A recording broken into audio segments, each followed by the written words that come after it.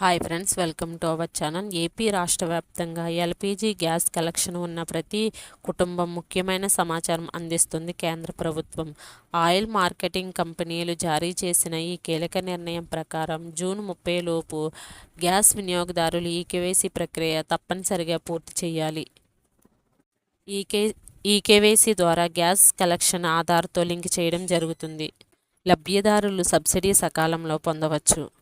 అనర్హులు గ్యాస్ సబ్సిడీని దుర్వినియోగం చేయకుండా అరికట్టడంతో పాటు నిజమైన సబ్సిడీ సకాలంలో అందుకోవచ్చు.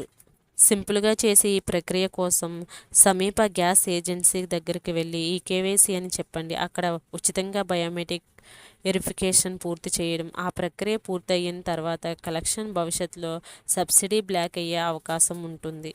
కాబట్టి జూన్ 30 నుంచి పూర్తి చేయడం. ఈ సమాచారం ఆంధ్రప్రదేశ్ గ్యాస్ వినియోగదారులకు ఖచ్చితంగా తెలియవలసి ఉంది. ఇలాంటి అప్డేట్స్ కోసం మన ఛానల్ ఫాలో అవుతూ ఉండండి.